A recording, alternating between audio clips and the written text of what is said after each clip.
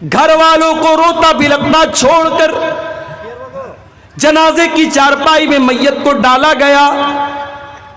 میت کو قبرستان لے کے جایا جا رہا ہے. رشتہ دار میت کی چارپائی کو کاندھا دے رہے ہیں.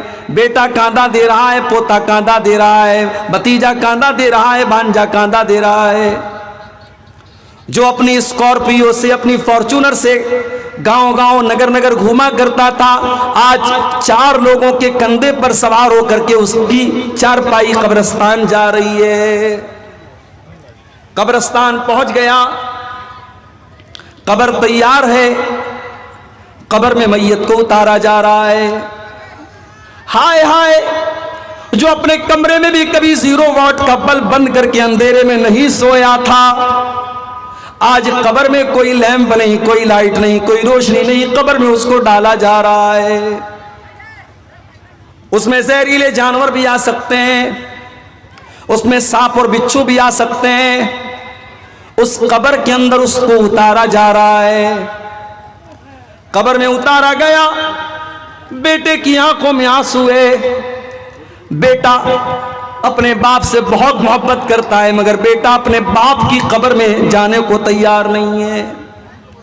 بیوی اپنے شوہر سے بہت محبت کرتی ہے, 4 مہینہ 10 دن تک بیوی عدت گزارے گی. شوہر کا جنازہ جا رہا ہے, بیوی بہت رو رہی ہے, مگر بیوی یہ نہیں کہہ سکتی او لوگوں میرے شوہر کے ساتھ مجھے بھی قبر میں لے کے چلے جاؤ. نہیں نہیں, وہاں نہ بیوی کام آئے گی, نہ بچے کام آئیں گے, نہ دولت کام آئے گی. وہاں آپ کا ایمان کام آئے گا, وہاں آپ کا عمل کام آئے گا. اللہ کے نبی فرماتے ہیں جب انسان کو موت آتی ہے 3 چیزیں اس کے پیچھے پیچھے جاتی ہیں. مال جاتا ہے, اولاد جاتا ہے, اولاد جاتی ہے, عمل جاتا ہے. مرتے ہی مال اپنا رشتہ توڑ دیتا ہے. جیسے ہی سانس کی ڈور تھم گئی, جیسے ہی دل کی دھڑکن رک گئی, مال نے رشتہ توڑ دیا, مال دوسروں کا ہو گیا. اولاد قبر تک ساتھ دیتی ہے, لیکن قبر میں مٹی ڈالنے کے بعد اولاد بھی چلی جاتی ہے. اب قبر میں جب منکر نکیر آئیں گے اور آپ سے سوال کریں گے من ربو کا, تیرا رب کون ہے, من نبیوں کا, تیرے نبی کون ہے, ما دینوں کا, تیرا دین کیا ہے. میرے پیارے بھائیوں, اس قبر کی تاریکی میں ان 3 سوالوں کا جواب آپ کو خود ہی دینا پڑے گا, خود ہی دینا پڑے گا. میرے نوجوانوں, یہ ہیرو گیری چھوڑ دو, یہ سڑکوں پر تماشے لگانا چھوڑ دو, یہ لڑکیوں کو چھیڑنا چھوڑ دو, یہ بے غیرتی اور بے حیائی چھوڑ دو. قبر میں آپ کو آپ کی نیکیاں کام آئیں گی اور آپ کے گناہ سزا کا سبب بنیں گے. میرے پیارے ساتھی, وَمَا الْحَيَاةُ الدُّنْيَا إِلَّا مَتَاعُ الْغُرُورِ. قرآن کہتا ہے یہ دنیا تو دھوکے کا سامان ہے. یہ دنیا دیکھنے میں بہت بڑی لگ رہی ہے, مگر آخرت میں اس دنیا کی کوئی حیثیت نہیں ہوگی. اللہ کے نبی اداہرن دیتے ہیں, مثال دیتے ہیں, اگزامپل دیتے ہیں. ایک آدمی کو لایا جائے گا قیامت کے دن, یوتا بِأَنَعَمِ أَهْلِ الدُّنْيَا, وہ دنیا میں بہت عیش و آرام سے رہنے والا ہوگا. پورے بانی کول میں اس سے بڑا کسی کا مکان نہیں ہوگا, اس سے زیادہ کسی کے گھر میں دولت نہیں ہوگی, اس کے گھر میں 4 ویلر کی کمی نہیں, اس کی اولاد بھی بہت خوبصورت, اس کے لڑکے لڑکیاں بھی بہت خوبصورت, اس کا مکان بھی بہت شاندار. نہ دولت کی کمی, نہ طاقت کی کمی, نہ حسن و جمال کی کمی, بہت عیش و آرام سے رہتا تھا. لیکن اللہ کی عدالت میں وہ جہنم میں جانے والا تھا. اللہ کے نبی فرماتے ہیں اس انسان کو لایا جائے گا فَيُسْبَغُ سَبْغَةً فِي النَّارِ, اور ایک پل کے لیے جہنم میں ڈالا جائے گا. میں تو بنارس کا رہنے والا ہوں, ہمارے یہاں کپڑے کا کام ہوتا ہے. یہ جو ہم کپڑا پہنتے ہیں نا, اس میں جو ایک ایک دھاگا ہوتا ہے, اس کا پورا پروسیس میں نے اپنی آنکھوں سے, یہ ہمارے گھر کا کاروبار ہے, ہمارے باپ دادا یہ کام کرتے چلے آئے. یہ جو کپڑے کا دھاگا ہوتا ہے نا, اس کو ڈائی کرتے ہیں, کلر کرتے ہیں. تو پانی کو پہلے کھولاتے ہیں, اور پانی جب بالکل کھولنے لگتا ہے اس میں کلر ڈالتے ہیں, اور اس میں بہت سارا کیمیکل بھی ڈالتے ہیں. اور اس کے بعد دھاگے کو جب ڈالتے ہیں، اچھا دھاگے کو کلر کرنے کی بھی بڑی سٹائل ہوتی ہے، ایک ہی دوپٹے میں 3 4 کلر کیسے آ جاتا ہے، وہ بھی کلر کرنے کی، ڈائی کرنے کی ایک ترکیب ہوتی ہے۔ تو جو کلر کرتے ہیں کپڑے کو یا دھاگے کو، کبھی آپ نے دیکھا ہوگا دکان وغیرہ پر کہ وہ برتن میں پانی گرم کرتے ہیں اور کپڑے کو ڈال کر کے فوراً نکال لیتے ہیں۔ فوراً کیوں نکال لیتے؟ تاکہ کلر زیادہ نہ ہو جائے، زیادہ گہرا نہ ہو جائے، جتنا کلر ہمیں چاہیے اتنا ہی کلر ہم کو ملنا چاہیے۔ اللہ کے نبی کے الفاظ پر غور کرو۔ ایک آدمی دنیا میں بہت عیش و آرام سے رہتا تھا، نہ پیسے کی کمی، نہ کھانے پینے کی کمی، نہ دولت کی کمی، نہ مکان کی کمی، نہ سواری کی کمی۔ اس انسان کو ایک پل کے لیے اللہ تعالی جہنم میں ڈالے گا۔ جس طریقے سے کپڑے کی رنگائی کرنے والا کپڑے کو برتن میں ڈال کر کے نکال لیتا ہے، دھاگے کو ڈال کر کے نکال لیتا ہے، اللہ تعالیٰ جہنم میں ڈال کر کے ایک پل کے لیے نکالے گا۔ اللہ پوچھے گا، اے میرے بندے، حل رأیت خیرا قط، حل مر بک نعیم قط، اے میرے بندے کیا کبھی تو نے کوئی بھلائی دیکھی؟ کیا کبھی تو نے کوئی نعمت دیکھی؟ کیا کبھی تو نے کوئی سکھ دیکھا؟ کیا کبھی تو نے کوئی خوشی دیکھی؟ کیا کبھی تو نے کوئی عیش و آرام دیکھا؟ ساری زندگی عیش و آرام میں گزارنے والا وہ انسان کہے گا، ما رأیت خیرا قط، اے اللہ میں نے کبھی کوئی بھلائی نہیں دیکھی، میں نے کبھی کوئی سکھ نہیں دیکھا، میں نے کبھی کوئی عیش و آرام نہیں دیکھا۔ ایک پل کے لیے، صرف ایک، میں منٹ بھی نہیں کہہ سکتا، میں سیکنڈ بھی نہیں کہہ سکتا، ایک سیکنڈ کا بھی کتنا حصہ تھا میں نہیں جانتا، ایک پل کے لیے جہنم میں ڈالنے کے بعد انسان دنیا کا سارا سکھ چین بھول جائے گا۔ میرے پیارے ساتھ، ہوٹل میں کھانا بچا ہوا ہے، جس کو ضرورت ہے، بھوک لگی ہے، 50 روپیہ میں پیٹ بھر کے کھانا ہے، جس کو ضرورت ہے وہ جا کے کھا لے۔ وَمَا الْحَيَاةُ الدُّنْيَا إِلَّا مَتَاعُ الْغُرُورِ۔ غور کرو میرے پیارے ساتھیو، آخرت کے مقابلے میں دنیا کی کیا اوقات ہے۔ اسی لیے اللہ کے نبی ایک دن صحابہ کے ساتھ جا رہے تھے، راستے میں ایک مری ہوئی بکری کا بچہ پڑا ہوا تھا۔ آپ نے صحابہ سے کہا، چھوٹے چھوٹے کان والا بکری کا بچہ تھا، مرا ہوا بچہ تھا۔ آپ نے فرمایا کہ کون اس بکری کے مرے ہوئے بچے کو 1 درہم میں خریدے گا؟ صحابہ نے کہا، اے اللہ کے نبی، یہ تو ویسے بھی چھوٹے چھوٹے کان والا عیبدار ہے اور مرا ہوا ہے، 1 درہم کی آپ بات کرتے ہیں، اگر اس کو کوئی فری میں دے گا تو بھی ہم خریدنے کو تیار نہیں ہیں۔ کیا جواب دیا جناب محمد رسول اللہ نے؟ ذرا غور سے سننا میرے پیارے ساتھیوں۔ آپ نے فرمایا، لَلدُّنْيَا أَحْوَنُ عَلَى اللَّهِ مِنْ ذَلِكَ، اے میرے صحابہ، اس مرے ہوئے بکری کے بچے سے بھی زیادہ یہ دنیا اللہ کی نظر میں حقیر ہے۔ اللہ کی نظر میں اس مرے ہوئے بکری کے بچے کی جو ویلو تمہاری نظر میں ہے، اس سے زیادہ ویلو دنیا کی اللہ کی نظر میں نہیں ہے۔ اور ہم اور آپ دنیا کے لیے مرے جا رہے ہیں۔ ہائے دنیا، ہائے دنیا، دنیا کی عورت، دنیا کی دولت، دنیا کی طاقت، دنیا کا نشہ، دنیا ہم کو برباد کی ہوئی ہے میرے پیارے ساتھ۔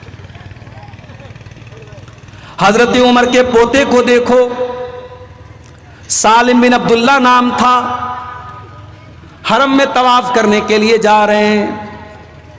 اس دور کا بادشاہ جس کا نام ہشام بن عبد الملک تھا، اس نے دیکھا بہت بھیڑ لگی ہے، لوگ مصافحہ کر رہے ہیں، لوگ ملنے آ رہے ہیں۔ پوچھا کون ہے؟ کہا حضرت عمر کے پوتے ہیں سالم بن عبداللہ۔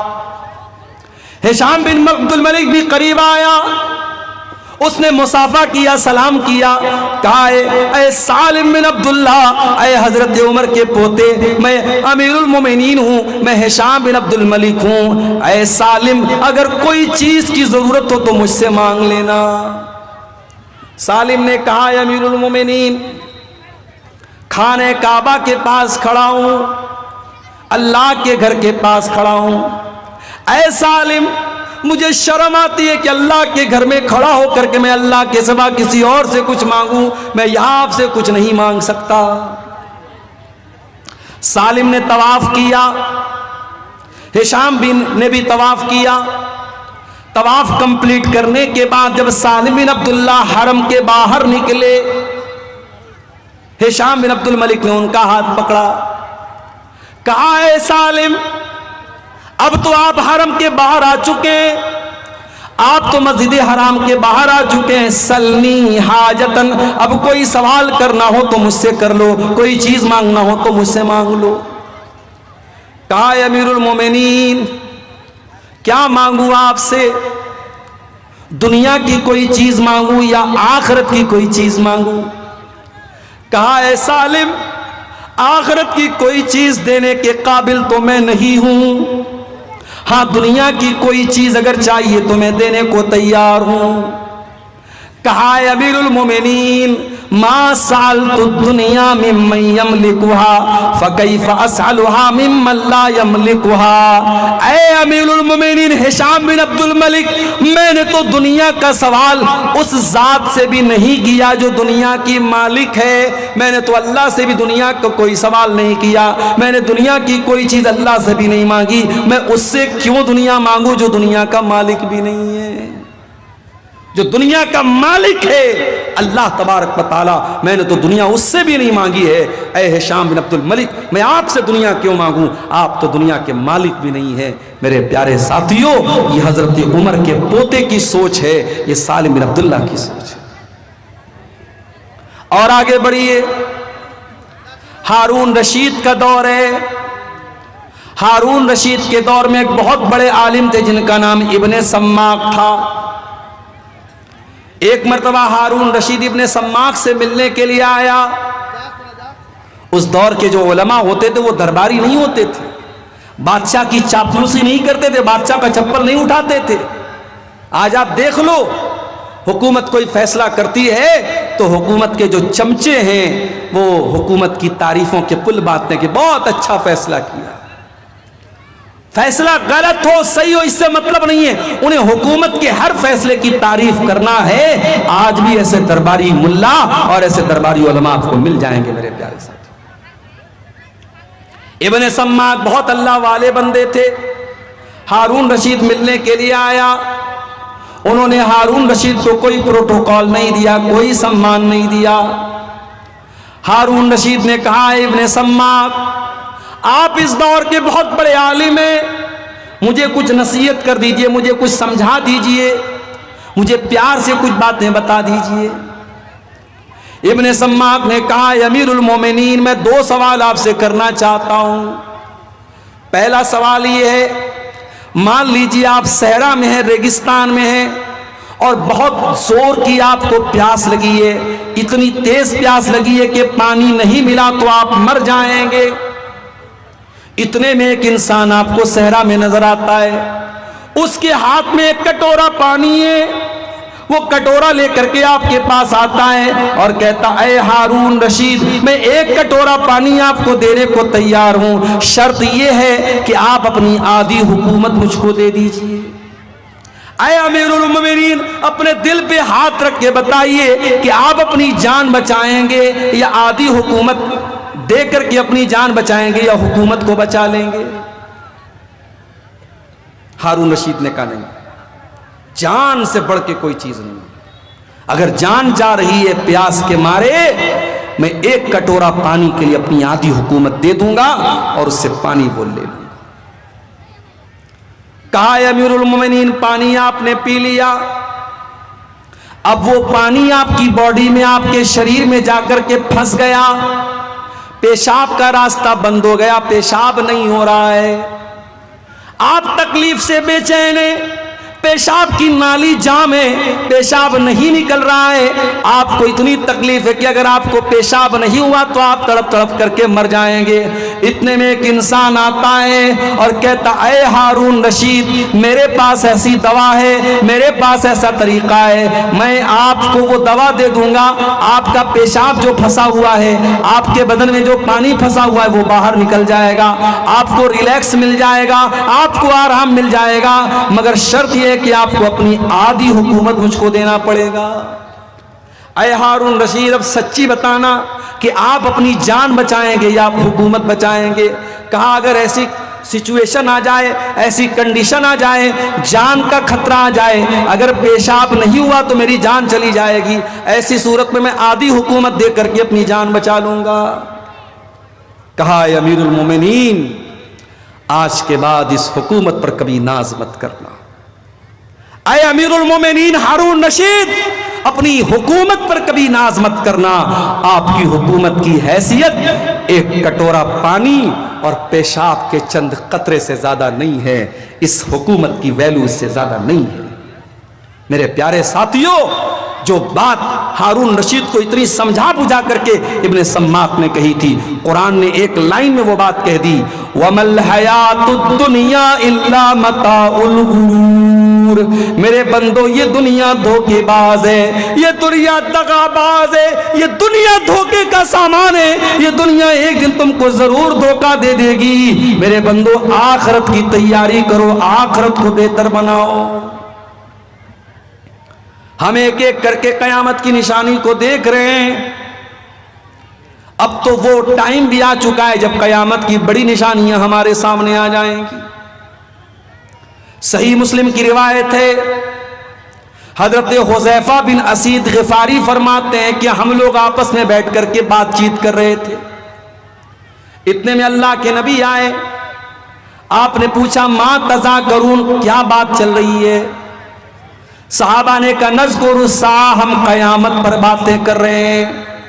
او آئی پی ایل کا میچ دیکھنے والے میرے نوجوانوں, وہ اپنی چوڑی اور کنگن اور ایئر رنگ کے بارے میں بات کرنے والی میری پیاری ماں بہنوں, وہ اپنی دنیا میں مگن رہنے والے میرے نوجوانوں, ذرا نبی کے صحابہ سے سیکھو. نبی کے صحابہ آپس میں کیا چرچا کر رہے ہیں, کیا ڈسکشن کر رہے ہیں, کیا گفتگو کر رہے ہیں, کیا باتیں کر رہے ہیں؟ کہتے ہیں اے اللہ کے نبی ہم قیامت کی بات کر رہے ہیں. صحابہ قیامت کی بات کرتے تھے. ہم کب قیامت کی بات کرتے ہیں میرے بھائی؟ جلسہ ہو رہا ہے, پروگرام ہو رہا ہے, جتنے لوگ میدان میں فیلڈ میں نہیں اس سے زیادہ آپ کو سڑک پر چلتے ہوئے نظر آ جائیں گے. نوجوان لڑکے لڑکیوں کے, عورتوں کے پنڈال کے پاس آپ کو نظر آ جائیں گے, لڑکیاں دکانوں پر آپ کو نظر آ جائیں گی, لوگ چلتے پھرتے نظر آ جائیں گے. آج دین کی باتوں کو لوگ سننا نہیں چاہتے, آج قیامت کی باتوں کو لوگ سننا نہیں چاہتے میرے پیارے ساتھیوں. صحابہ نے کہا اللہ کے نبی ہم قیامت کی باتیں کر رہے ہیں. آپ نے فرمایا انہا لن تقوم حتی ترون 10 آیات. اے میرے صحابہ قیامت اس وقت تک نہیں آئے گی جب تک تم 10 بڑی بڑی نشانیوں کو نہ دیکھ لو. الدخان, قیامت کی ایک بہت بڑی نشانی ہوگی, آسمان میں دھواں نظر آئے گا, بہت بڑا دھواں نظر آئے گا. ایمان والے اس دھوئیں کی وجہ سے زکام کا شکار ہو جائیں گے, اور جو کافر ہوں گے, جو منافق ہوں گے, وہ دھواں ان کی ناک میں جا کر کے ان کو جان سے مار دے گا. قیامت کے پہلے وہ دھواں آئے گا. والدجال, اور کانا دجال آئے گا, جو ایک انسان ہوگا, لمبا چوڑا ہوگا, گھنگرالے بال والا ہوگا, ایک آنکھ کا کانا ہوگا, ماتھے پر کاف فارا لکھا ہوگا, مکہ مدینہ میں داخل نہیں ہو پائے گا. اس کو اللہ تعالیٰ بہت طاقت اور بہت پاور دے گا, وہ لوگوں کو موت بھی دے گا, وہ مرنے کے بعد لوگوں کو زندہ بھی کر دے گا. اس کے پاس نقلی جنت بھی ہوگی, نقلی جہنم بھی ہوگی. جو لوگ اس کے اوپر اس کی بات مان کر کے اس کی جنت میں جائیں گے وہ حقیقت میں جہنم میں جائیں گے, اور جو اس کی جہنم میں جائیں گے وہ حقیقت میں جنت میں جائیں گے. بہت بڑا فتنہ اس امت کا دجال ہو. اسی لیے اللہ کے نبی اپنی ہر نماز میں کیا دعا کرتے تھے؟ اللہم انی اعوذ بک من فتنۃ المسیح الدجال. اے اللہ میں تیری پناہ چاہتا ہوں دجال کے فتنے سے. اللہ کے نبی نے کہا قیامت کی دوسری بڑی نشانی دجال.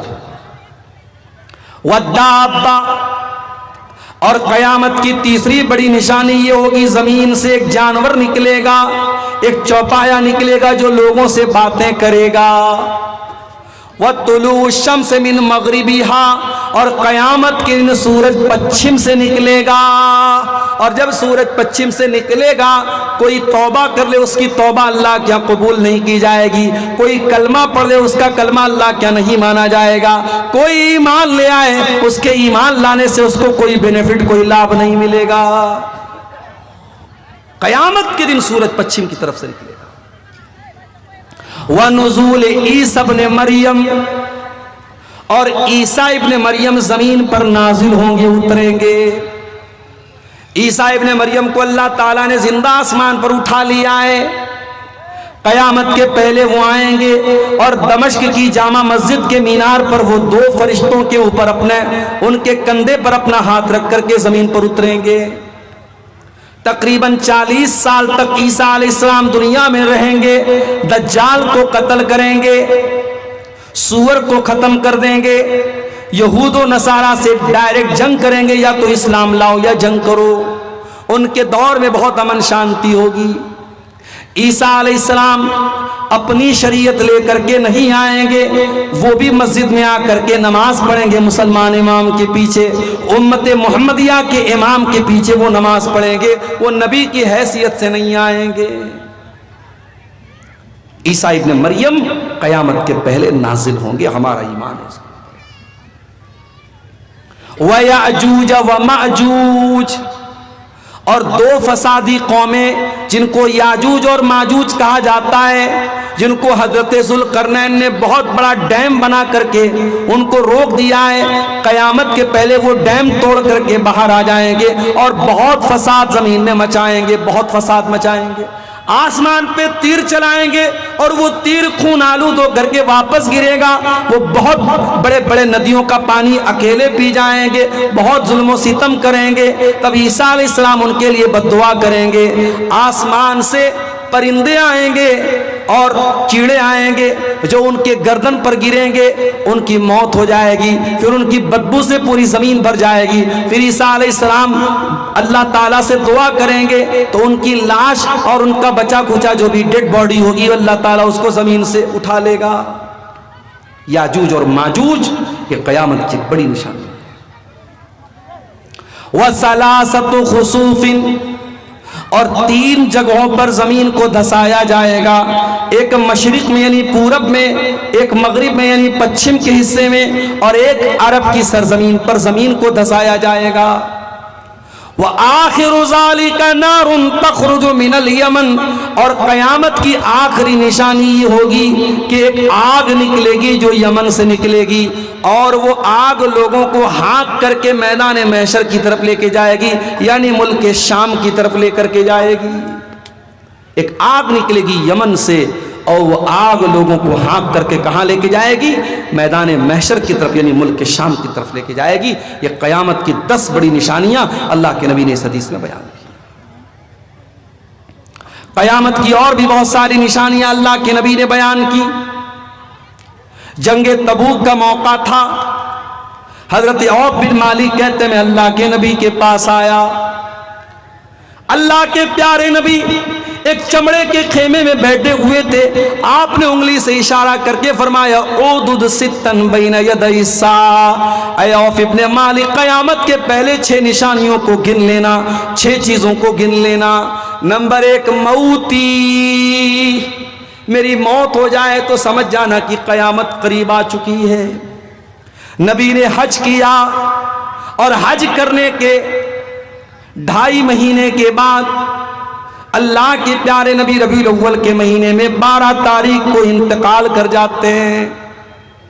सफर के आखिर में आप एक जनाजे में जाते हैं और जनाजे से जब आप वापस आते हैं हजरत आयशा से कहते हैं आयशा मेरा सर बहुत तेज दर्द कर रहा है। हजरत आयशा कहती हैं कि वहीं से अल्लाह के नबी की बीमारी का आगाज हुआ था। इतने कमजोर हो गए आप बीमारी में, आपके अंदर चलने की ताकत भी नहीं बची।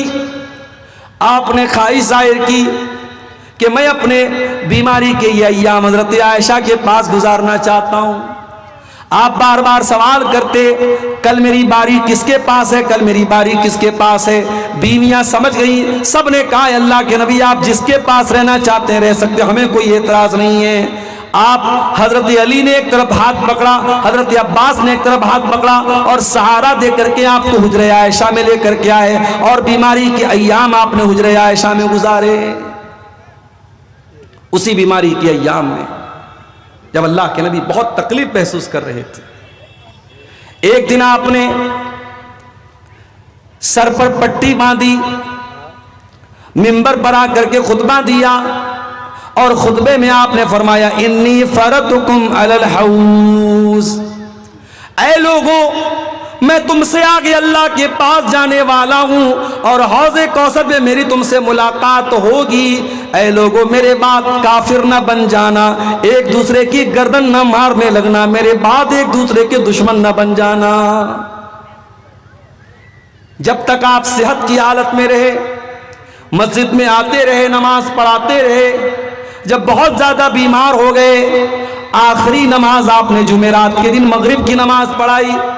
اس کے بعد جب عشاء کا ٹائم آیا، حضرت بلال نے اذان دی، اقامت کا ٹائم آیا، حضرت بلال آئے، آپ نے پوچھا اصل الناس، کیا لوگوں نے نماز پڑھ لی ہے بلال؟ کہا نہیں ہے اللہ کے نبی، لوگ آپ کا انتظار کر رہے ہیں۔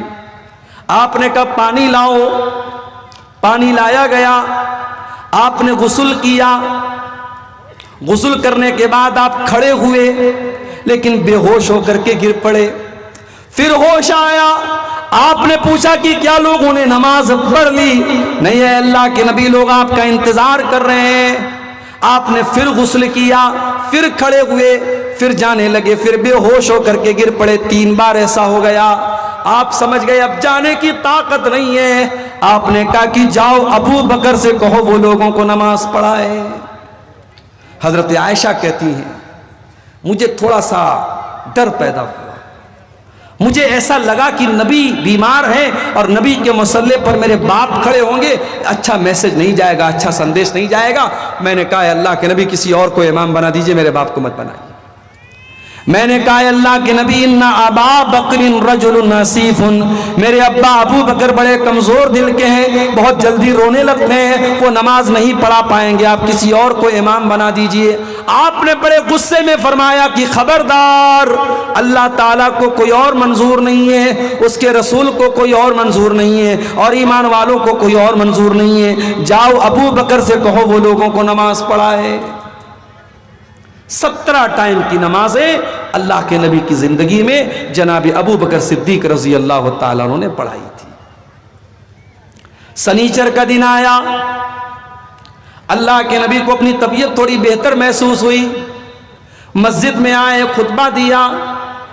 خطبے میں آپ نے فرمایا اے لوگو، اللہ تعالیٰ اپنے ایک بندے کو اختیار دے رہا ہے، چوائس دے رہا ہے کہ اے میرے بندے تو چاہے تو دنیا لے لے اور چاہے تو تو میرے پاس آ جا، چاہے تو تو دنیا کی دولت لے لے، دنیا کا عیش و آرام لے لے، اور چاہے تو تو میرے پاس آ جا۔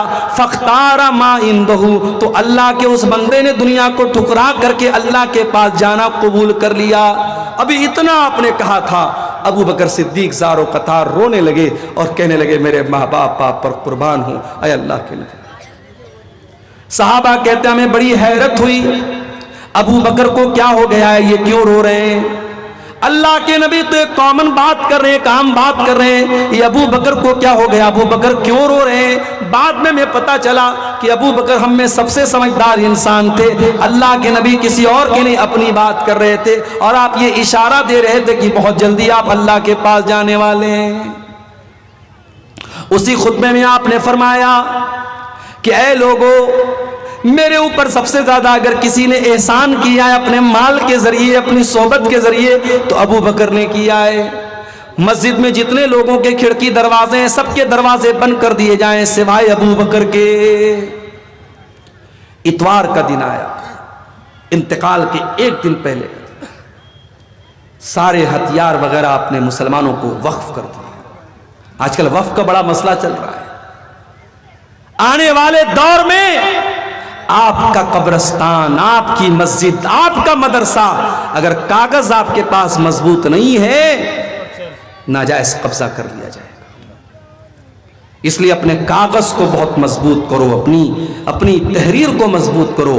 وقف اگر کوئی چیز ہے تو اس کو کاغذ کے اعتبار سے بہت مضبوط کر لو میرے پیارے صاحب۔ اللہ کے نبی نے اپنا سارا ہتھیار، تلوار وغیرہ مسلمانوں کو وقف کر دی۔ آپ کے گھر میں 7 دینار رکھے تھے، آپ نے صدقہ کر دیا۔ رات میں آپ کے گھر میں چراغ جلانے کے لیے تیل نہیں تھا، پڑوسی سے ادھار مانگا گیا۔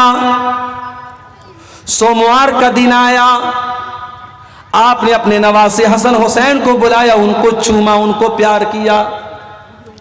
آپ کی بیٹی فاطمہ آپ سے ملنے کے لیے آئی، باپ کو تکلیف میں دیکھا، کہا کہ واہ کر بابا، ہائے میرے ابا جان کی تکلیف۔ آپ نے فرمایا لیسا علی ابی کے کرب بعد اليوم، اے میری بچی آج کے بعد تیرے باپ کے اوپر کوئی تکلیف نہیں آئے گی۔ سوموار کے دن فجر کا ٹائم آیا، مسجد میں فجر کی نماز ادا ہو رہی ہے۔ ابو بکر صدیق نماز پڑھا رہے ہیں، صحابہ پیچھے نماز پڑھ رہے ہیں۔ اللہ کے نبی کو اپنی طبیعت تھوڑی بہتر محسوس ہوئی، آپ بستر سے اٹھے، آپ نے دروازے کا پردہ ہٹایا، سامنے صحابہ نماز پڑھ رہے ہیں، ابو بکر نماز پڑھا رہے ہیں۔ یہ منظر دیکھ کر کے اللہ کے نبی کے چہرے پر مسکراہٹ آ گئی، آپ مسکرانے لگے۔ صحابہ اپنے نبی سے اتنی محبت کرتے تھے، نماز کی حالت میں ان کو محسوس ہو گیا کہ اللہ کے نبی اپنے دروازے پر کھڑے ہیں اور ہمیں دیکھ کر کے مسکرا رہے ہیں۔ صحابہ تالی بجانے لگے، صحابہ اشارہ کرنے لگے، اے ابو بکر پیچھے چلے آؤ، امام کائنات آ چکے ہیں، امام الانبیاء آ چکے ہیں، جناب محمد رسول اللہ آ چکے ہیں، اے ابو بکر تم پیچھے چلے آؤ۔ حضرت ابو بکر کو بھی سمجھ میں آ گیا، وہ پیچھے ہٹنے لگے۔ اللہ کے نبی نے اشارہ کیا کہ نہیں اے ابو بکر، نماز کو کنٹینیو کرو، نماز کو تم پڑھاؤ، اور اس کے بعد آپ نے پردے کو واپس برابر کر دیا۔ یہ آخری دن تھا جناب محمد رسول اللہ کی حیات مبارکہ۔ جیسے جیسے چاس کا ٹائم چڑھتا چلا جا رہا ہے، دن چڑھتا چلا جا رہا ہے، محمد رسول اللہ کی تکلیف بڑھتی چلی جا رہی ہے۔ آپ کہتے ہیں عائشہ، میں نے خیبر میں جو گوشت کھایا تھا اس گوشت میں زہر ملا کر کے مجھ کو دیا گیا تھا، اے عائشہ میں آج بھی اس گوشت کے زہر کا اثر اپنے اندر محسوس کرتا ہوں، ایسا لگتا ہے کہ میری اتڑیاں کٹ جائیں گی۔ آپ کی بیٹی فاطمہ آپ سے ملنے کے لیے آئی، آپ نے ان کے کان میں کوئی بات بتائی، وہ رونے لگی۔ پھر آپ نے کوئی بات ان کے کان میں بتائی، وہ ہنسنے لگی۔ حضرت عائشہ نے پوچھا حضرت فاطمہ سے کیا بات ہے؟ کہا کہ میرے ابا کا راز ہے، میں آپ کو ابھی نہیں بتا سکتی ہوں۔ جب اللہ کے نبی کا انتقال ہو گیا، بعد میں حضرت عائشہ نے پوچھا، کہا کہ امی جان جب میں اپنے ابا کے پاس آئی تھی، میرے ابا نے میرے کان میں کہا تھا کہ اے میری بیٹی میں بہت جلد دنیا سے جانے والا ہوں، اور میرے اہل بیت میں سب سے پہلے اگر کوئی مجھ سے ملے گا تو تم ملو گی۔ یہ سن کر کے میں رونے لگی۔ پھر میرے ابا نے میرے کان میں کہا کہ اے میری بچی کیا تو اس پر خوش نہیں ہے؟ اما ترضین ان تکونی سیدۃ نساء اہل الجنہ، کیا تو اس پر خوش نہیں ہے کہ تو تمام جنتی عورتوں کی سردار بنے گی؟ یہ سن کر کے مجھے ہنسی آ گئی، میں مسکرانے لگی۔ اللہ کے پیارے نبی نے اپنی بیٹی کو یہ 2 میسج دیا۔ جیسے جیسے دن چڑھتا چلا جا رہا ہے، محمد رسول اللہ کی تکلیف بڑھتی چلی جا رہی ہے۔ آپ کے بغل میں ایک کٹورے میں پانی رکھا ہوا تھا، وہ پانی اپنے چہرے پر ڈالتے تھے اور کہتے تھے اللہم انی علی سکرات الموت، اے اللہ تو موت کی سختیوں پر میری مدد فرما۔ حضرت عائشہ کہتی ہیں میں موت کی سختی کو ناپسند کرتی تھی، مگر جب میں نے اللہ کے نبی کے اوپر موت کی سختیوں کو دیکھا میں سمجھ گئی کہ موت کی سختی کوئی خراب چیز نہیں ہے۔ میں اپنے نبی کو موت کی سختیوں میں دیکھ کر کے میرا نظریہ بدل گیا۔ آپ نے اپنے دونوں ہاتھ اٹھائے اور آپ نے کہا اللہم الحقنی بالرفیق الاعلی، اے اللہ مجھے رفیق اعلیٰ کے ساتھ ملا لے، مجھے نبیوں کے ساتھ ملا دے، مجھے صدیقین کے ساتھ ملا دے، مجھے شہداء کے ساتھ ملا دے، مجھے صالحین کے ساتھ ملا دے۔ یہ کہتے ہوئے اللہ کے پیارے نبی کی روح آپ کے بدن سے نکل گئی اور آپ کے دونوں ہاتھ زمین پر آ گئے اور اللہ کے نبی صلی اللہ علیہ وسلم کا انتقال ہو گیا۔ انا للہ و انا الیہ راجعون۔ یہ اللہ کے نبی کی وفات کا مختصر سا واقعہ جو میں نے آپ کے سامنے پیش کیا ہے، یہ بھی قیامت کی بہت بڑی نشانی ہے میرے پیارے ساتھی۔ آپ نے فرمایا قیامت کے پہلے 6 نشانیاں ہوں گی، اس میں پہلی نشانی موتی، میری موت ہوگی، میرا انتقال ہوگا۔ وفتح بیت المقدس، اور بیت المقدس فتح کر لیا جائے گا۔ حضرت عمر کے دور میں سن 16 ہجری میں بیت المقدس مسلمانوں کے کنٹرول میں آ گیا، بیت المقدس فتح ہو گیا، بیت المقدس مسلمانوں کے قبضے میں آ گیا۔ جو آج یہودیوں کے قبضے میں ہیں، حضرت عمر کے دور میں یہ بیت المقدس مسلمانوں کے قبضے میں آ چکا تھا۔ قیامت کی تیسری نشانی آپ نے فرمایا وَمُوتَانٌ يَأْخُذُ فِيكُمْ كَقُعَاسِ الْغَنَمِ، اتنی خطرناک بیماری آئے گی جیسے بھیڑ بکری کے اندر بیماری آتی ہے اور بھیڑ بکریاں تڑپ تڑپ کر کے مر جاتی ہیں، انسان ویسے تڑپ تڑپ کر کے مر جائیں گے۔ سن 18 ہجری میں ملک کے شام میں ایک بیماری پھیلی تھی، اس کو امواس، طاعون امواس کہا جاتا ہے۔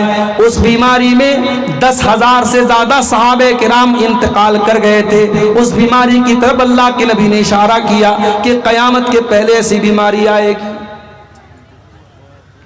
اس کے بعد آپ نے فرمایا واستفاضۃ المال، اور قیامت کے پہلے مال بہت زیادہ پھیل جائے گا، پیسہ لوگوں کے پاس بہت زیادہ آ جائے گا۔ حتیٰ یؤتی الرجل 100 دینار فیظل ساخطا، ایک انسان کو 100 دینار دیا جائے گا تب بھی ناراض رہے گا۔ 100 دینار، 100 سونے کے سکے کی ویلو بھی اس کی نظر میں کچھ نہیں ہوگی۔ اس کے بعد آپ نے فرمایا ثم فتنۃ، پھر عرب کے اندر ایک بہت بڑا فتنہ ہوگا، لا یبقى بیت من العرب الا دخلته، عرب کے ہر گھر میں وہ فتنہ داخل ہو جائے گا۔ آپ نے عرب کا نام لیا چونکہ آپ اس وقت جن لوگوں کو بات بیان کر رہے تھے وہ عرب کے لوگ تھے۔ آج کے دور میں یہ حدیث ہمارے اوپر بھی لاگو ہوتی ہے کہ ایسا فتنہ آ جائے گا جو ہر گھر میں داخل ہو جائے گا، جیسے موبائل کا فتنہ ہے، جیسے سوشل میڈیا کا فتنہ ہے۔ دیندار آدمی ہے، داڑھی والا ہے، نمازی ہے، ماتھے پر سجدے کا نشان ہے، اس کے فیس بک پر بھی ننگی تصویر آ رہی ہے، اس کے یوٹیوب پر بھی بیہودہ فوٹو اور ویڈیو آ رہے ہیں۔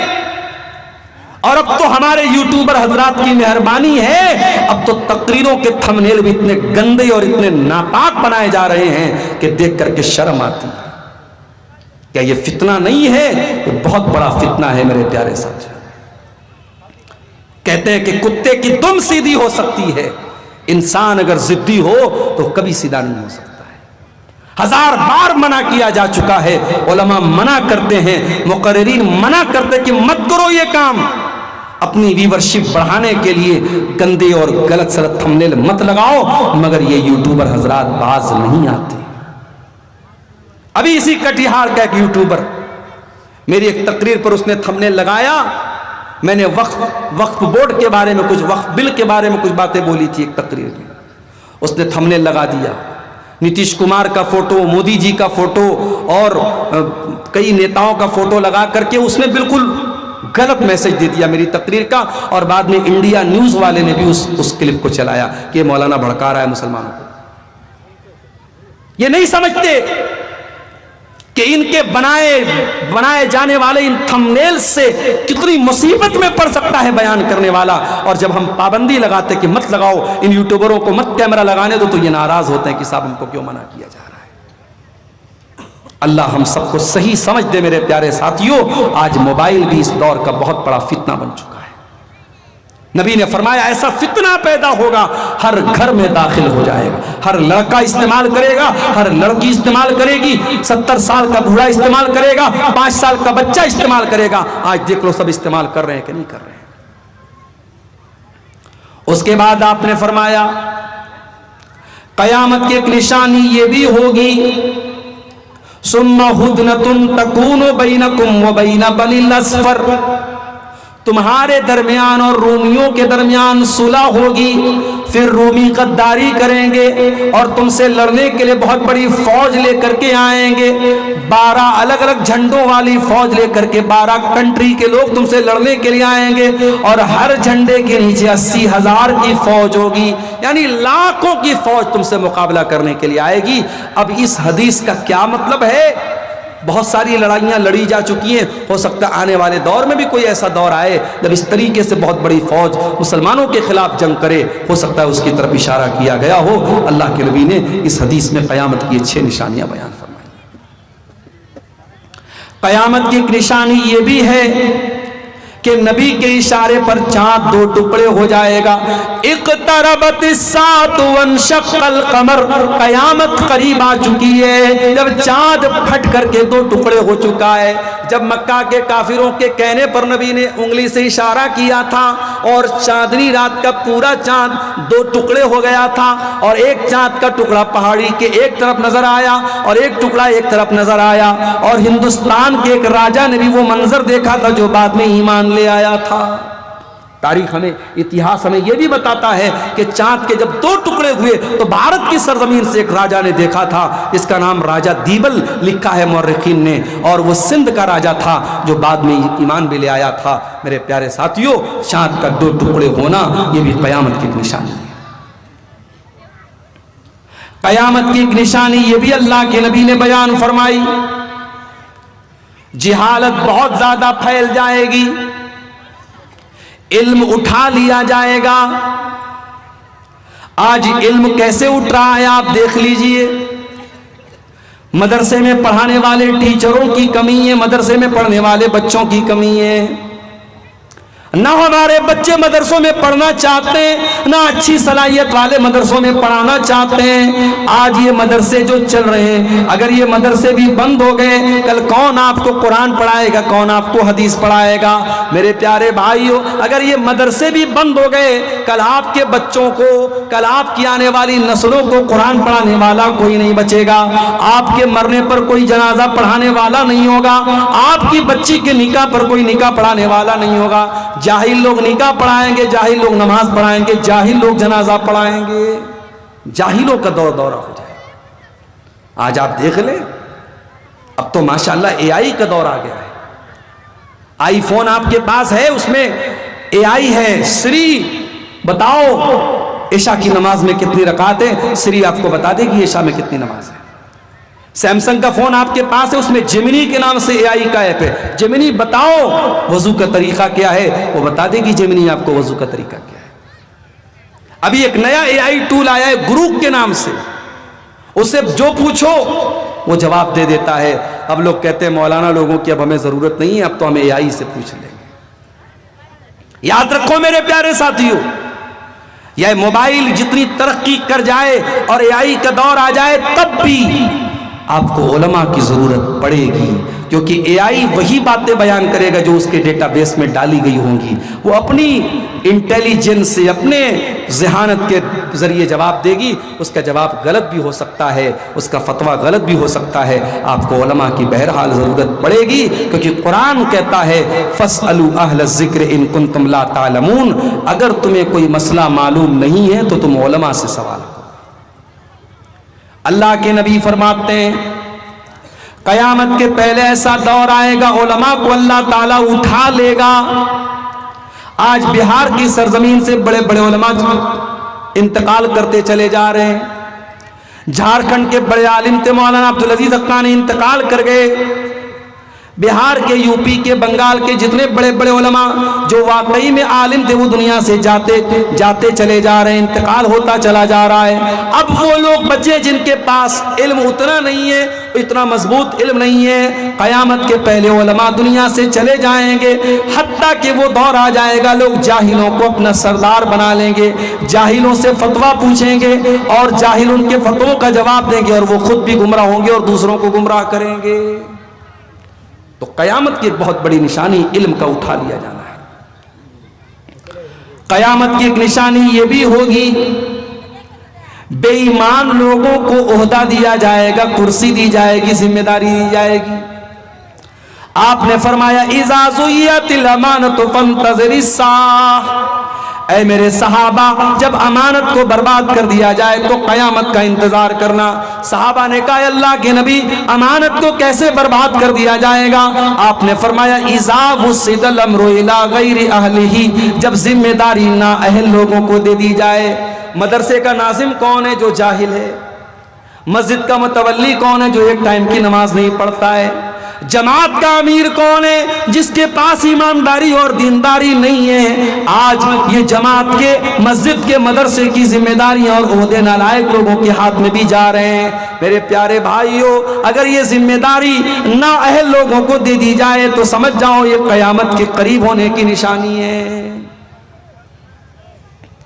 قیامت کی ایک نشانی آپ نے یہ بھی بیان فرمائی، گنگا الٹی بہے گی۔ جو ہمارے یہاں ایک محاورہ بولا جاتا ہے گنگا الٹی بہے گی، کیا مطلب؟ آپ نے فرمایا سیاتی علی الناس سنوات خدات، ایک ایسا دور بھی تمہارے اوپر آئے گا جب دھوکے کا سال آ جائے گا، دھوکہ دھڑی آ جائے گی، سچے کو جھوٹا مانا جائے گا، جھوٹے کو سچا مانا جائے گا، ایماندار کو بے ایمان کہا جائے گا، بے ایمان کو ایماندار کہا جائے گا۔ وَيَنْتِقُ فِيهَا الرُّوَيْبِضَةُ، اور گھٹیا انسان، نالائق انسان بڑی بڑی باتیں کرے گا، بڑے بڑے میٹر میں باتیں کرے گا جو گھٹیا اور نالائق انسان ہوگا۔ قیامت کی ایک نشانی بے پردگی اور بے حیائی بہت زیادہ پھیل جائے گی۔ آپ نے فرمایا میری امت کے دو قسم کے لوگ ایسے ہوں گے جو جہنم میں جائیں گے، قوم ماہم سیات کاذناب البقر یضربون بها الناس، ایسے لوگ آئیں گے جن کے ہاتھ میں کوڑا ہوگا اور وہ کوڑے سے لوگوں کو ماریں گے، لوگوں پر اتیاچار کریں گے، لوگوں پر ظلم کریں گے۔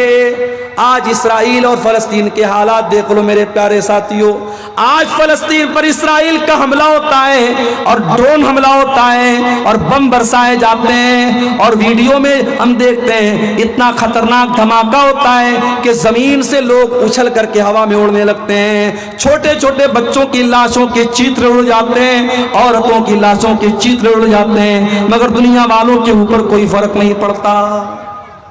ظالم ظلم کرے گا اور کوئی روکنے والا، کوئی ٹوکنے والا نہیں ہوگا۔ وَنِسَاءٌ كَاسِيَاتٌ عَارِيَاتٌ مُمِيلَاتٌ مَائِلَاتٌ، اور قیامت کے پہلے ایسی عورتیں سامنے آئیں گی جو کپڑا پہننے کے باوجود ننگی ہوں گی۔ آج بالی ووڈ کی فلموں نے ہمارے ملک کا وہ کلچر بنا دیا ہے کہ آج حالات یہ ہو گئے کہ عورت کے بدن کا کوئی پارٹ اب پرائیویٹ پارٹ نہیں رہ گیا۔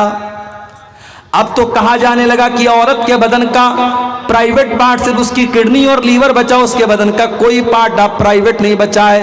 اتنا ننگا کر دیا گیا عورت کو، ایسا لباس پہنا دیا گیا عورت کو کہ اب اس کے بدن کی کوئی چیز چھپی ہوئی نہیں ہے۔ کاسیاتن عاریاتن، ایسی عورتیں سامنے آئیں گی جو کپڑا پہن کر کے ننگی ہوں گی۔ اب تو عام بات ہے، مسلمانوں کے گھروں میں ایسے کپڑے پہنے جا رہے ہیں جس میں عورت کا بدن نظر آ رہا ہے، عورت کا شریر نظر آ رہا ہے۔ ممیلات مائلات، ایسی عورتیں غیر مردوں کو اپنی طرف آکرشت کریں گی، کھینچیں گی، اور جب راستے میں چلیں گی تو ان کی چال بھی بے حیا عورتوں کی طرح چلنے والی ہوگی۔ عورت کی چال سے پتہ چل جاتا ہے کہ یہ بے حیا عورت ہے یا اچھی عورت ہے، دیندار عورت ہے، اس کی چال بتا دیتی ہے۔ رؤوسہن کاسنمۃ البخت المائلہ، ان کا ہیئر اسٹائل ایسا ہوگا جیسے اونٹ کا کوہان ہوتا ہے۔ لا يدخلن الجنہ، ایسی عورتیں جنت میں نہیں جائیں گی، اور جنت میں جانا تو بہت دور کی بات ہے۔ ولا یجدن ریحہا، ایسی عورتیں تو جنت کی خوشبو بھی نہیں پائیں گی۔ قیامت کی ایک نشانی اللہ کے نبی نے یہ بھی بیان فرمائی، انت لد الامۃ ربتہا، کہ ماں اپنے بچے کو جنم نہیں دے گی بلکہ ماں اپنی مالکن کو جنم دے گی، یعنی جو اولاد پیدا ہوگی وہ ماں باپ پر حکومت کرے گی، بیٹی ماں پر حکم چلائے گی، بیٹا باپ پر حکم چلائے گا۔ وَأَن تَرَى الْحُفَاةَ الْعُرَاةَ الْعَالَةَ رِعَاشًا، اور تم دیکھو گے ننگے بدن رہنے والے لوگ، ننگے پیر رہنے والے لوگ، ننگے سر رہنے والے لوگ بڑے بڑے مکان بنا کر کے، بڑی بڑی بلڈنگ بنا کر کے فخر کریں گے۔ وہ دور بھی آج ہم دیکھ رہے ہیں۔ قیامت کی ایک نشانی آپ نے یہ بھی بیان فرمائی کہ مسجدوں کو لوگ راستے کی گزرگاہ بنا لیں گے، مسجد میں آئیں گے، پیشاب کریں گے، لیٹرین کریں گے، مگر نماز نہیں پڑھیں گے۔ مسجدوں کو شوچالے اور موترالے بنا دیا جائے گا، مسجد میں انسان آئے گا مگر نماز نہیں پڑھ کے پیشاب کر کے نکل جائے گا۔ قیامت کی ایک نشانی آپ نے یہ بھی بیان فرمائی کہ مسجدیں بہت اونچی اونچی، بہت شاندار بنائی جائیں گی، مگر مسجد کو کوئی آباد کرنے والا نہیں ہوگا۔ مسجد تو بنا لی شب بھر میں ایمان کی حرارت والوں نے، من اپنا پرانا پاپی تھا برسوں میں نمازی بن نہ سکا۔ قیامت کی ایک نشانی آپ نے یہ بھی بیان فرمائی، کھلم کھلا پبلک پلیس پر، ساروجنک استھل پر ریپ کیا جائے گا۔ ابھی بنارس میں پچھلے مہینے کی نیوز ہے، پچھلا مہینہ بھی میں زیادہ بتا رہا ہوں، اپریل کی شروع کی نیوز ہے، ایک لڑکی کے ساتھ 23 لڑکوں نے 7 دن میں ریپ کیا۔ 7 دن تک 23 لڑکوں نے ایک لڑکی کے ساتھ ریپ کیا۔ دنیا کہاں جا رہی ہے میرے پیارے ساتھی؟ حالات یہ ہیں، شادی شدہ عورت اپنے پتی کو دھوکہ دیتی ہے، شوہر نیوی میں کام کرتا ہے، اس کا چکر کسی اور کے ساتھ چلتا ہے، اپنے عاشق کے ساتھ مل کر کے اپنے پتی کا قتل کرتی ہے، اپنے شوہر کا قتل کرتی ہے، اور شوہر کی باڈی کے ٹکڑے ٹکڑے کر کے ڈرم میں بھرتی ہے اور سیمنٹ سے پیک کرتی ہے، اور اپنے عاشق کے ساتھ شملہ اور منالی گھومنے نکل جاتی ہے۔ ہم تو وہ دور دیکھ رہے ہیں، پیار محبت یہ سب ڈھکوسلا بن گیا ہے، سب ہوس اور شریر کو پانے کی طلب اور واسنا، اس سے بڑھ کے کچھ نہیں ہے میرے پیارے ساتھی۔ اسی لیے اللہ کے نبی فرماتے ہیں، اس اللہ کی قسم جس کے ہاتھ میں میری جان ہے، یہ امت اس وقت تک فنا نہیں ہوگی جب تک وہ دور نہ آ جائے، حتی یقوم الرجل الی المرأۃ، ایک انسان عورت کے پاس جائے گا، فیفترشھا فی الطریق، اور راستے میں اس عورت کے ساتھ غلط کام کرے گا، اور اس دور میں جو نیک انسان ہوگا وہ سب سے بڑا نیک انسان وہ ہوگا جو اس آدمی سے جا کر کے کہے گا، لو واریتھا وراء ھذا الحائط، اے میرے بھائی پبلک پلیس میں یہ کام مت کرو، سب کے سامنے یہ کام مت کرو، جاؤ پیڑ کے پیچھے چلے جاؤ، دیوار کے پیچھے چلے جاؤ۔ آج کوئی ایسا شہر نہیں ہے جہاں ایسے ہوٹلز نہ کھلے ہوں جن ہوٹلوں کے بارے میں مشہور ہے کہ یہ زنا کے اڈے ہوتے ہیں، اور ان ہوٹلوں میں آپ کو مسلمان لڑکے اور مسلمان لڑکیاں بھی زناکاری اور بدکاری میں ملوث نظر آ جائیں گے میرے پیارے ساتھی۔ قیامت کی ایک نشانی اللہ کے نبی نے یہ بھی بیان فرمائی، ان بین یدی الساعۃ فشو التجارہ، قیامت کے پہلے بزنس بہت زیادہ پھیل جائے گا، یہاں تک کہ عورت بزنس میں اپنے شوہر کی ہیلپ کرے گی، مدد کرے گی۔ دکان کھولو گے، بیوی دکان پر بیٹھے گی، کاؤنٹر پر عورت بیٹھے گی، ریسیپشن پر عورت بیٹھے گی، اتنا زیادہ بزنس پھیل جائے گا کہ عورت کو بزنس میں یوز کیا جائے گا۔ وَتَسْلِيمَ الْخَاصَّةِ، اور خاص خاص لوگوں کو سلام کیا جائے گا، اور رشتوں کو کاٹا جائے گا، رشتوں کو توڑا جائے گا۔ وَشَهَادَةَ الزُّورِ، اور جھوٹی گواہی دی جائے گی۔ وَكِتْمَانَ شَهَادَةِ الْحَقِّ، اور سچی گواہی کو چھپا لیا جائے گا۔ وَظُهُورَ الْقَلَمِ، اور میڈیا کا بہت دور آ جائے گا، میڈیا کی طاقت کا دور آ جائے گا۔ آج آپ دیکھ لیں، میڈیا جس کو چاہتا ہے آسمان پر اٹھا دیتا ہے، جس کو چاہتا ہے زمین پر گرا دیتا ہے۔ میڈیا کا بہت بڑا رول آج اپنے دور میں ہم دیکھ رہے ہیں۔ قیامت کی ایک نشانی اللہ کے نبی نے یہ بھی بیان فرمائی، امرت السفہاء، بے وقوف لوگوں کے ہاتھ میں حکومت آ جائے گی۔ وکثرت الشرطی، اور پولیس والے بہت زیادہ ہو جائیں گے. وَقَطَّعَتِ الْأَرْحَامِ اور رشتوں کو کاٹا جائے گا. وَبَيْعَ الْحُكْمِ اور فیصلے بکنے لگیں گے, عدالت سے پیسے کے ذریعے اپنے من کا, اپنے فیور کا فیصلہ کروایا جائے گا. وَإِسْتِخْفَافًا بِالدَّمِ اور انسانی جان کی ویلو بہت کم ہو جائے گی. بہت چھوٹی چھوٹی باتوں پر مرڈر ہونے لگے گا, ہتیا ہونے لگے گی, چھوٹی چھوٹی باتوں پر. آج کل اخبار آپ پڑھیے, اتنے چھوٹے چھوٹے معاملات پر آج ہتیا ہو جاتی ہے, مت پوچھیے. کوئی بائک لے کے جا رہا ہے, راستے میں اس کی بائک پکڑا, اس نے بائک دینے سے انکار کر دیا, مرڈر کر دیا. 40-50 ہزار کی بائک کے لیے مرڈر کر دیتے ہیں. بینک سے کوئی پیسہ لے کے آ رہا ہے 1 لاکھ 2 لاکھ روپیہ, 1 لاکھ 2 لاکھ روپے کے لیے جان لے لیتے ہیں. چھوٹی چھوٹی باتوں پر مرڈر ہو جائیں گے, انسانی جان کی ویلو بہت کم ہو جائے گی. قیامت کی ایک نشانی آپ نے یہ بھی بیان فرمائی, یتقارب الزمان, ٹائم بہت جلدی جلدی گزرے گا. مہینہ ایسا گزرے گا جیسے ہفتے گزرتے ہیں, سال ایسا گزرے گا جیسے مہینے گزرتے ہیں. ٹائم کی سپیڈ بڑھ جائے گی, ٹائم بہت جلدی گزرنے لگے گا. وَحَتَّى يَمُرَّ الرَّجُلُ بِقَبْرِ الرَّجُلِ فَيَقُولُ يَا لَيْتَنِي مَكَانَهُ.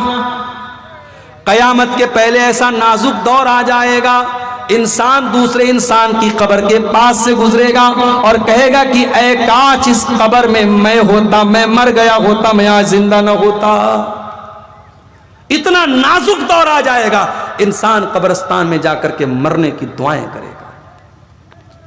قیامت کی ایک نشانی اللہ کے نبی نے یہ بھی بیان فرمائی, وَنَشْوًا يَتَّخِذُونَ الْقُرْآنَ مَزَامِيرًا, نوجوان لڑکے قرآن کو میوزک بنا لیں گے, قرآن کو میوزک کی طرح پڑھیں گے. قرآن کو پڑھنے کا طریقہ صحیح نہیں ہوگا, وہ میوزک کی طرح قرآن کو پڑھیں گے. اور ایسے ہی نوجوان کو امام بنایا جائے گا, جو عالم نہ ہو, جو سمجھدار نہ ہو, بس لوگوں کو گا گا کر کے قرآن پڑھ کے سناتا ہو, جو ترنم کے ساتھ قرآن پڑھ کے سناتا ہو, اس کو قرآن پڑھنے کا طریقہ آتا ہو یا نہ ہوتا ہو, صرف آواز کی بدولت اس کو امام بنا دیا جائے گا. یہ ساری نشانیاں آج اپنی آنکھوں سے ہم دیکھ رہے ہیں میرے پیارے ساتھی. قیامت کے پہلے وہ دور بھی آئے گا, لَيَشْرَبَنَّ النَّاسُ مِنْ أُمَّتِ الْخَمْرَ يُسَمُّونَهَا بِغَيْرِ اسْمِهَا. میری امت کے لوگ شراب پیئیں گے, نام بدل بدل کر کے شراب پیئیں گے. کوئی وسکی بولے گا, کوئی رم بولے گا, کوئی بیئر بولے گا, کوئی دارو بولے گا. شراب کا نام بدل بدل کے شراب کو پیا جائے گا. وَيَسْتَحِلُّونَ الْحِرَ وَالْحَرِيرَ اور ریشم کو لوگ حلال سمجھنے لگیں گے. ریشم کا کپڑا مسلمان مرد پہنے گا, اور زناکاری کو لوگ حلال کر لیں گے, زنا کرنے لگیں گے. اور ان کے سروں کے اوپر ناچنے گانے والیاں ناچیں گی, گائیں گی. آج ایئر فون لگا کر کے, ہیڈ فون لگا کر کے گانا سنا جا رہا ہے. نبی کی حدیث کو سامنے رکھو, نبی نے اسی کی طرف اشارہ کیا. ان کے سروں کے اوپر ناچنے گانے والیاں ناچیں گی, گائیں گی. آپ نے فرمایا جب ایسا دور آ جائے گا, یکسف اللہ بہم الارض, اللہ ایسے لوگوں کو زمین میں دسا دے گا. ویجعل منہم القردۃ والخنازیر, اور ان کو سور اور بندر بنا دے گا. یہ دور بھی آج ہم دیکھ رہے ہیں میرے پیارے ساتھی. قیامت کے پہلے کیسا دور بھی آئے گا, حلال و حرام کو لوگ بھول جائیں گے. یاتی علی الناس زمان لا یبال المرء من این اخذ المال, ایک ایسا زمانہ آئے گا لوگ پرواہ کرنا چھوڑ دیں گے, مال کہاں سے کما رہے ہیں, ڈریم 11 سے پیسہ کمایا جائے گا. ابھی میں کوئی ویڈیو دیکھ رہا تھا فیس بک پر, کم سے کم 10 بار ڈریم 11 کا پرچار آیا کہ اب تو ڈریم 11 پر ہر ہفتے لکھپتی بنایا جا رہا ہے.